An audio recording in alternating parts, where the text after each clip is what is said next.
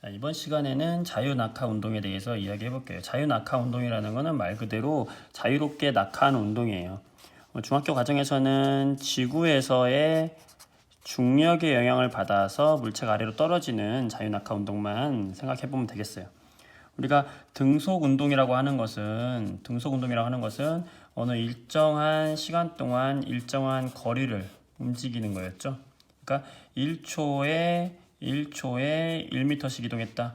1초에 1m씩 이동했다. 전부 속력이 어때요? 똑같아요. 시간에 해당하는 속력. 시간분의 거리가 속력이잖아. 전부 얼마의 속력이? 이 경우에 속력이 1m/s. 1초당 1m씩 이동한다. 등속 운동이었다면 자유낙하 운동은 우리가 흔히 이야기하는 가속 운동이에요. 가속이라는 건 속력이 점점 증가하는 운동이다. 또는 속력이 점점 줄어드는 운동을 얘기하는데 중학교 과정에서 이제 자유낙하 운동은 속력이 점점 증가하는 운동이라고 생각하면 되고 그 중에서도 일정하게 증가한다고 해서 우리가 보통 등가속 운동이라고 이야기하기도 해요. 그래서 어떤 물체가 건물이 이렇게 있다고 했을 때 우리가 어떤 공을 가지고 높은 빌딩에 가서 공을 떨어뜨린다 라고 했을 때 공은 같은 시간 동안에 이동한 거리가 처음에는 짧다가 점점 이동하는 거리가 이렇게 길어지겠죠. 같은 시간 동안에 1초 지났는데 1초 동안에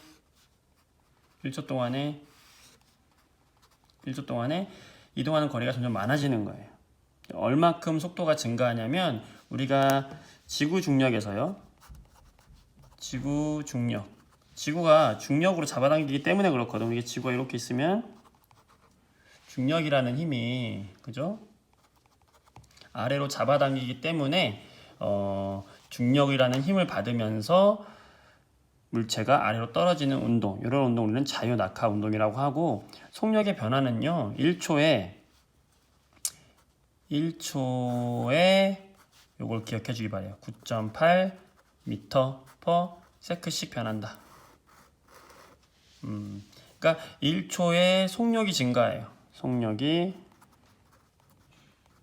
증가하는 운동이에요. 그래서 자유낙하 운동은 속력이 꾸준히 증가하는 운동이다. 그래프로 우리가 그려보면 가로축은 항상 시간이죠. 시간이고 세로축은 이번에 속력이라고 했을 때 m/s라고 했을 때 시간이 지남에 따라 속력은 꾸준히 증가한다. 요 증가하는 양을 보게 되면은 자 여기서부터 여기까지가 1초 간격이라고 보면요.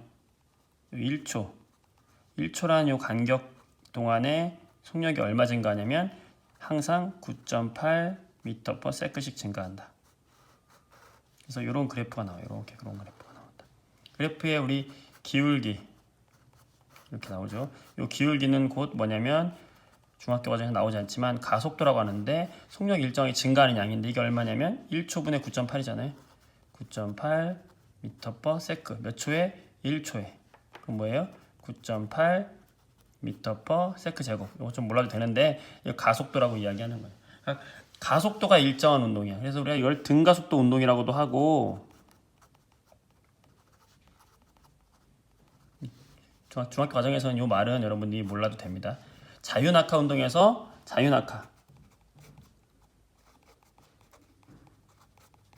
지구 중력에 의해서 아래로 그냥 놓았을 때 떨어지는 이 녀석의 운동은 속력이 일정하게 증가하는 운동이다. 이런 운동을 무슨 운동이라고 한다? 자유낙하 운동이라고 한다.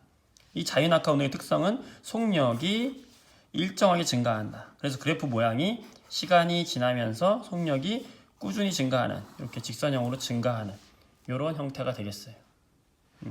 그리고 얘를 우리가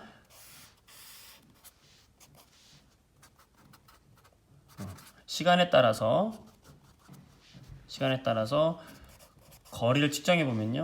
속력이 꾸준히 증가하기 때문에 거리는 여기서 출발했을 때 이 거리, 두 번째 거리, 세 번째 거리는 그거의 제곱에 비례해서 증가하기 때문에 이렇게 거리는 급격히 증가하게 되어 있어요. 그래서 이 거리의 기울기, 자 여기 기울기죠. 이 기울기, 순간순간의 기울기가 지금 어떻게 되고 있어요? 증가하고 있죠. 자, 이 기울기가 결국에 뭐였어요? 시간과 거리 그래프에서 이 기울기는 시간분의 거리니까 결국에 뭐예요? 속력이잖아. 근데 이 기울기가 어떻게 되고 있어? 계속 이 기울기가 커지고 있죠. 일정하게. 그래서 기울기가 커지고 있다는 것은 속력이 꾸준히 증가하고 있다는 것 같기 때문에 이 시간과 거리 그래프, 자유낙하 운동에서 시간 거리 그래프는 기울기가 계속 꾸준히 증가하는 이런 형태의 그래프가 된다라고 생각을 하면 되겠습니다. 이게 자유낙하 운동이에요.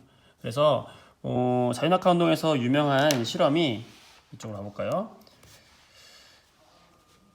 진공 상태일 때와 공기 중에서의 깃털과 공의 운동이에요. 자, 진공 상태와 공기가 있는 상태에서 우리가 공과 깃털을 동시에 떨어뜨렸을 때 진공 상태에서는 공기 저항이 없기 때문에 공이 떨어지는 속도나 이 깃털이 떨어지는 속도나 똑같다. 공기 중에서는 공이 떨어지는 속도가 더 빠르더라. 깃털은 서서히 떨어지더라. 왜? 공기 중에서는 뭐가 있기 때문에 바로 공기에 의한 방해, 그렇죠? 공기 저항이 있어서 그래요. 공기 중에서는 깃털이 이렇게 떨어지지만 진공, 공기가 없는 상태에서는 깃털이나 쇠구슬이나 똑같이 떨어진다. 이게 유명한 실험이 되겠어요. 자, 이렇게 해서 우리가 등가속 운동을 정리할 수 있겠네요. 수고했어요.